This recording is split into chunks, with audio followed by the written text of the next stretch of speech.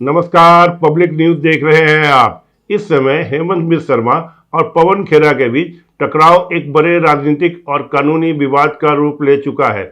दोनों पक्ष एक दूसरे पर गंभीर आरोप लगा रहे हैं और मामला अब केवल बयानबाजी तक सीमित नहीं रहा, बल्कि कानूनी कार्रवाई अब पुलिस जांच तक पहुंच गया है। पूरा विवाद तब शुरू हुआ जब पवन खेरा ने एक प्रेस कॉन्फ्रेंस के दौरान हेमंत बिस्वा शर्मा की पत्नी पर गंभीर आरोप लगाए। उन्होंने दावा किया कि उनके पास अलग अलग देश के पासपोर्ट है, यूएई, मिस्र, एंटीगुआ और बारबुडा के। इसके अलावा उन्होंने यह भी आरोप लगाया कि दुबई में उनकी संपत्ति है और अमेरिका के वायमिंग में एक कंपनी रजिस्टर्ड है, जिसका बजट अरबों डॉलर में बताया गया है। इन्होंने तो उन्हें बंटी बबली कहा, ठगने वाला कहा, धोखा करने वाला कहा। तरह तरह के उनके ऊपर प्रेस कॉन्फ्रेंस में इन्होंने आरोप लगाए। ये आरोप सीधे सीधे कानूनी और राष्ट्रीय सुरक्षा से जुड़े सवाल खड़ा करते हैं, क्योंकि भारतीय कानून के अनुसार कोई भी नागरिक दोहरी नागरिकता नहीं रख सकता। दूसरी तरफ हेमंत बिस्वा शर्मा और उनकी पत्नी ने इन आरोपों को पूरी तरह से खारिज किया है। हेमंत बिस्वा शर्मा अब पूरी तरह से पवन खेरा को कोर्ट ले जाने, जेल भेजने के मूड में दिख रहे हैं। उनका कहना है कि ये सभी दस्तावेज फर्जी है और इन्हें जानबूझकर उनकी छवि खराब करने के लिए तैयार किया गया है। उन्होंने आरोप लगाया कि इस तरह के दस्तावेज किसी विदेशी एजेंसी की मदद से बनाए गए हो सकते हैं। उनकी पत्नी ने इस मामले में एफआईआर दर्ज कराई और कहा कि वह इस मामले को अदालत तक लेकर जाएंगी। इसी के बाद मामला और गर्मा गया जब असम पुलिस दिल्ली में पवन खेरा के घर पहुंची। असम पुलिस और दिल्ली पुलिस ने पवन खेरा के घर निजामुद्दीन इलाके में, जहां उनका घर है, वहां छापा मारा। पवन खेरा वहां से पहले से ही गायब थे। शायद उनको पहले ही कुछ अंदाजा लग गया हो कि गिरफ्तारी हो सकती है और बड़े बड़े गंभीर आरोप लगे हैं। पवन खेरा के ऊपर बड़ी धाराएं दर्ज हुआ है, आपराधिक साजिश, जाल साजिश और फर्जी दस्तावेज का इस्तेमाल। मामला आपराधिक प्रकरण का दर्ज हो चुका है। पुलिस का कहना है कि वे उन्हें पूछताछ के लिए ढूंढ रहे हैं और उनके घर पर छापा मारा गया। पुलिस ने यह भी बताया कि उन्हें कुछ इलेक्ट्रॉनिक डिवाइस और अन्य चीजें मिली हैं, लेकिन अभी उनके बारे में खुलासा नहीं किया जा सकता। साथ ही उन्होंने यह भी कहा कि पवन खेरा जहां भी होंगे हम उन्हें खोज लेंगे। इस घटनाक्रम के बीच हेमंत बिस्वा शर्मा का बयान भी काफी चर्चा में है। उन्होंने साफ कहा है कि वे इस मामले को हल्के में नहीं लेने वाले हैं और कानूनी कार्रवाई तो जरूर करेंगे। राहुल गांधी तो पागल है, वह पवन खेरा उससे भी ज्यादा पागल है, लेकिन कांग्रेस के लोग फालतू है, अक्ल नहीं है। लीगल एक्शन तो चलेगा ही, लेकिन एक और एक्शन मैं लेने जा रहा हूं, बाद में बताऊंगा। पवन खेरा को तो मैं पवन पेरा बना दूंगा, थोड़े दिन इंतजार कीजिए, पवन खेरा बन जाएगा पवन पेरा। उन्होंने साफ तौर पर कहा कि पवन खेरा के अंतिम क्षण अब असम की जेल में ही बीतने वाले हैं। उन्होंने जो ये किया है, जिस तरह का फर्जी दस्तावेजों का इस्तेमाल किया है और ये चुनाव से पहले जो उन्होंने एक स्टंट किया है, गलत तरीका अपनाया है, अब उन्हें उसे भुगतना पड़ेगा और यह मानहानि का मामला नहीं बनेगा, यह आपराधिक मामला बनेगा। अमूमन ऐसे में क्या होता है, आप कोई भी आरोप लगा दो, जैसे अरविंद केजरीवाल ने भ्रष्टाचार के आरोप लगा दिए थे अरुण जेटली पर, फिर वो मानहानि का मामला बना तो जाकर कोर्ट से माफी मांग ली। ऐसे मजीठिया के खिलाफ भी किया था। तो ये होता है, ऐसे आरोपों पर बाद में माफी मांग लो, मामला चला गया। लेकिन अब यहाँ मानहानि का मामला तो लगाया ही नहीं, यहाँ तो जालसाजी, धोखाधड़ी, फर्जी दस्तावेज का इस्तेमाल का मामला लगाया है और ये गंभीर मामले बन जाते हैं। और उन्होंने इसका पाकिस्तान से भी कनेक्शन भी बताया है। हेमंत बिस्वा शर्मा ने बताया कि कुछ समय पहले पाकिस्तान में एक डिबेट हुई, वहां के चैनल पर असम को लेकर, जो अपने आप में पहली बार हो रहा है कि असम में चुनाव है और पाकिस्तान में डिबेट हो रहा है, और उस डिबेट में एक ही निष्कर्ष निकल रहा है कि कांग्रेस को जीतना है, बीजेपी को किसी भी तरह हराना है। अब गौरव गोगोई के पाकिस्तान के संबंध तो छुपे है नहीं, वैसे तो पूरी कांग्रेस का संबंध है और कांग्रेस के लुंज-पुंज सरकार में पाकिस्तान को अपना फलने फूलने में और भारत में आतंकवाद फैलाने में, भारत में अपराध फैलाने में, ड्रग्स, नकली नोट, ये सब जालसाजी करने में खूब प्रमाण मिला है। तो कांग्रेस की सरकार पाकिस्तान के लिए बढ़िया सरकार होती है ताकि भारत को बर्बाद किया जा सके। और ये कोई आज की बात नहीं है, ये पहले भी हम देखते आ रहे हैं किस तरह से कांग्रेस का रवैया रहा है पाकिस्तान के लिए।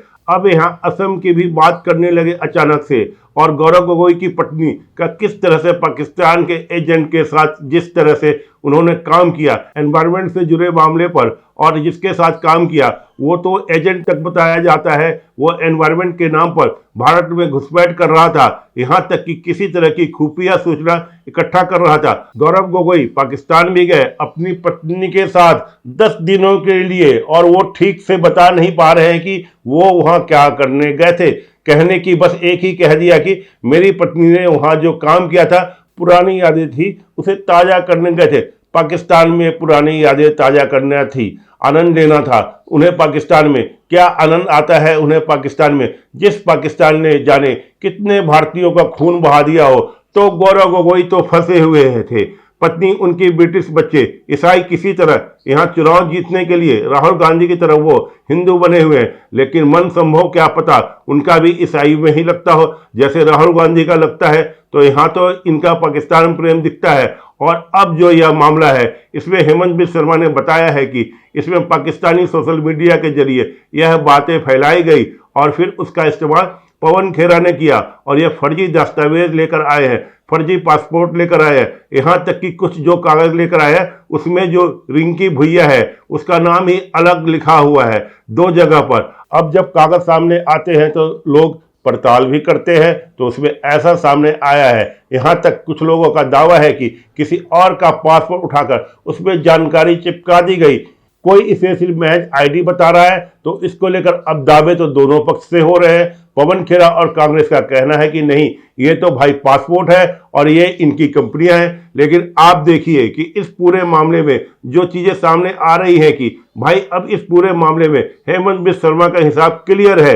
वह कह रहे हैं कि तुम मुझ पे आरोप लगाकर भाग नहीं सकते। दूसरी ओर कांग्रेस पार्टी ने इस पूरे मामले को राजनीतिक प्रतिशोध करा दिया है।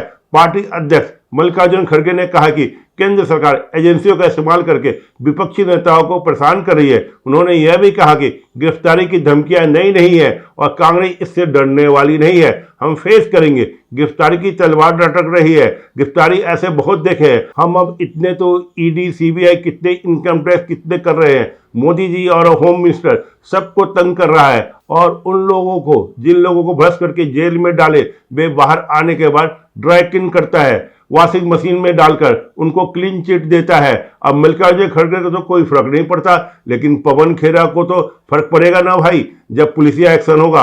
और इसलिए हेमंत बिस्वा शर्मा कह रहे हैं कि जानबूझकर पवन खेरा आज हैदराबाद भाग गया ताकि वहां पे वे सेफ रह सके। उनको अंदाज लग गया था कि शायद असम की पुलिस आएगी और हेमंता जो है वो छोड़ने वाले नहीं है। तो हेमंत बिस्वा शर्मा आरोप लगा रहे हैं कि वो भाग गए हैं, लेकिन मैं इनको छोड़ूंगा नहीं। हेमंत बिस्वा शर्मा ने बहुत बड़ी बात उन्होंने कह दी है कि अगर पवन खेरा ने झूठ बोला है तो वो जेल में रहेगा। हाँ, अगर मेरी पत्नी जिम्मेदार है तो आप उन्हें गोली मार दो, उन्हें गोली मार दी जाए। उन्होंने ये नहीं बोला कि मेरी पत्नी को भी जेल में डाल दो, उन्हें साफ साफ शब्दों में कहा कि मेरी पत्नी को गोली मार दो। अगर इस तरह का अपराध उन्होंने किया है तो इन्होंने बहुत गंभीर बात की है। लेकिन इस पूरे विवाद में सबसे महत्वपूर्ण सवाल यह उठता है कि क्या पवन खेरा अपने आरोपों को अदालत में साबित कर पाएंगे। प्रेस कॉन्फ्रेंस में आरोप लगाना एक बात है, लेकिन अदालत में सबूत पेश करना पूरी तरह अलग प्रक्रिया है। यदि उनके पास ठोस प्रमाण है तो उन्हें कानूनी रास्ता अपनाना चाहिए और कोर्ट में जाकर अपने दावे को साबित करना चाहिए। अब पवन खेरा के पास इतने कागज है, जो इतने बड़े बड़े दस्तावेज लेकर बैठे हैं, पवन खेरा तो उन्हें क्यों नहीं एफआईआर दर्ज कराई। एफआईआर कौन दर्ज करा रहा है? एफआईआर दर्ज करा रहे हेमंत शर्मा, जिनके ऊपर आरोप लगा है और वे कागज लेकर बैठे हैं। जो आरोप लगा रहे वो एफआईआर दर्ज नहीं करा रहे। यह पवन खेरा से सवाल तो बनता है कि अगर आपके पास इतने पुख्ता सबूत है, रिंकी भुइया का पासपोर्ट, तो आप भारत के नागरिक हैं, तो आप एक से ज्यादा पासपोर्ट कैसे रख सकते हैं। लेकिन अगर ये कह रहे हैं कि रिंकी भुइया के पास 3-4 पासपोर्ट है और आपके पास कॉपी है, आपके पास सबूत है, तो आप क्यों नहीं जा रहे हैं चुनाव आयोग के पास। देखिए, चुनाव आयोग के पास जाएंगे तो हेमंत बिस्वा शर्मा का तो यहाँ नामांकन ही रद्द हो जाएगा, क्योंकि आप एक एफिडेविट में झूठ नहीं बोल सकते। आपके परिवार की जितनी संपत्ति है, पत्नी की संपत्ति है, आपको बताना पड़ता है, चाहे वो देश में हो चाहे वो विदेश में हो। अगर आप इसमें झूठ बोलते हैं तो आपका नामांकन रद्द हो सकता है। तो ये तो बहुत अच्छा मौका था कांग्रेस के पास नामांकन रद्द कराने की। पवन खेरा जाते चुनाव आयोग को, दस्तावेज सौंपते, देखिए जी हेमंत बिस्वा शर्मा और उनकी पत्नी की संपत्ति है और इन्होंने एफिडेविट में नहीं बताया, तो सबसे पहले तो नामांकन रद्द हो जाता। फिर आप पुलिस में जाते, वह दस्तावेज लेकर रिंकू भैया के खिलाफ शिकायत दर्ज करते। उन्होंने भारत के नियमों का, पासपोर्ट का नियम, नागरिकता नियम का उल्लंघन किया और वे 4-4 पासपोर्ट रखकर घूम रही है, तो यहाँ पुलिस में आपराधिक शिकायत दर्ज हो जाती और वहाँ हेमंत बिस्वा शर्मा का नामांकन रद्द हो जाता। लेकिन पवन खेरा ने क्या किया? जो राहुल गांधी करते हैं, वे मीडिया को दिखाएंगे, पुलिस में नहीं जाएंगे, शिकायत दर्ज नहीं कराएंगे। जैसे राहुल गांधी वोट चोरी, जब यह लोग नारा लगा रहे थे, आजकल तो इनका यह मुद्दा फुस हो गया है तो चुप बैठ गए। तब राहुल गांधी अपनी प्रेस कॉन्फ्रेंस क्या करते थे? परमाणु बम, हाइड्रोजन बम गिराने के लिए अपनी प्रेस कॉन्फ्रेंस की बात करते थे कि इतने भयंकर सबूत हैं, मैं ला रहा हूं जो परमाणु बम जैसा है। और उन सबूतों का क्या होता था? वही चीजें जो चुनाव आयोग बोल रहा था। चुनाव आयोग जानबूझ के ऐसे फर्जी नाम डाल देता है, डुप्लीकेट नाम डाल देता है, डिलीट नाम डाल देता है, ये करता है, वो करता है। बीजेपी भी मिली हुई है। तो इनके पत्रकार ने जब पूछा कि क्या आप इसे शिकायत कराएंगे? जी नहीं, मैं शिकायत नहीं कराऊंगा, मैं तो जनता को बताऊंगा और जनता फैसला करेगी। शिकायत क्यों नहीं कराएंगे? आपके पास इतने सारे सबूत है भाई, आप शिकायत क्यों नहीं करा रहे? शिकायत इसलिए नहीं कराई जाती क्योंकि शिकायत के बाद जांच होती है और जांच के बाद यह निष्कर्ष भी आता है क्या सही है क्या गलत है। अब अगर निष्कर्ष आ गया और निष्कर्ष में ये फर्जी पाए गए तो फिर तो समस्या हो जाएगी, मीडिया के सामने, जनता के सामने भट पिट जाएगा। वहीं हेमंत बिस्वा शर्मा का रुख काफी स्पष्ट नजर आ रहा है। वे बार बार कह रहे हैं कि कानून अपना काम करेगा और यदि आरोप गलत है तो आरोप लगाने वाले को सजा मिलनी चाहिए। उनका यह रुख उन्हें एक मजबूत और आत्मविश्वास नेता के रूप में पेश करता है, खासकर चुनावी माहौल में। अंततः इस पूरे विवाद का निष्कर्ष अदालत और जांच एजेंसियों के जरिए ही सामने आएगा। यदि आरोप साबित होता है तो यह एक बड़ा राजनीतिक झटका होगा, लेकिन यदि आरोप झूठे साबित होते हैं तो यह आरोप लगाने वाले की विश्वसनीयता पर गंभीर सवाल खड़ा करेगा और पवन खेरा को जेल जाने से कोई नहीं रोक सकता। धन्यवाद। ताज़ा खबरों से जुड़े रहने के लिए हमारे चैनल को सब्सक्राइब करें और बेल आइकन को दबाना ना भूलें ताकि हर खबर की नोटिफिकेशन आपको मिलती रहे।